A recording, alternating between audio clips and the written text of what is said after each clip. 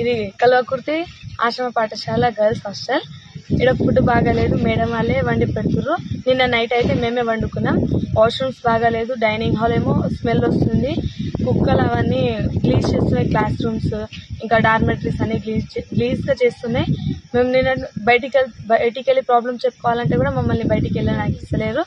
ఇంకా ఇక ఈడనే కూర్చోబెట్టి తినిపిస్తారు. నిన్న కూడా 2-3 గిన్నెలు అన్నం పారేసిర్రు, అంత ఉడకలేదు.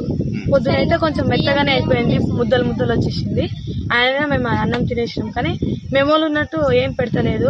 రోజు కిచడి, జీరా రైస్ ఇంకా సాంబార్, ఎప్పుడెప్పుడు కారం పెడతారు. ఉప్మా కూడా పెడుతుండే, ఇప్పుడు అది కూడా పెడతలేదు. అయితే డైనింగ్ హాల్ కూడా ఈ వీక్ లో అయితే నిన్న ఎగ్స్ ఇచ్చిర్రు. నిన్న ముందల డార్మెటరీలో ఒక కుక్క చనిపోయింది. అయితే మేము సరికి చెప్తే మున్సిపాలిటీ వాళ్ళని పిలిపించి ఎత్తిపించారు. కానీ అది 2 రోజుల నుంచి అలానే చనిపోయి ఉంది. 2 రోజుల నుంచి చనిపోయి ఉంది. మా రూమ్ లో మేమైతే హాల్లో పండుకుంటున్నాం. నిన్న ఒక అది చెవులో పోతుంది, ఆ పురుగు చంపినాం. నిన్న ఒకటి రూమ్ దగ్గర కూడా పాము చంపినాం. పెద్ద లైట్ వేపియండి అంటే అటు నుంచి రావాలి అని చెప్పేస్తున్నాం. ఈ రోజు అయితే మేము చాలా మంది స్నానమే చేయలేదు. అందరు వాటర్ ప్రాబ్లం ఉంది.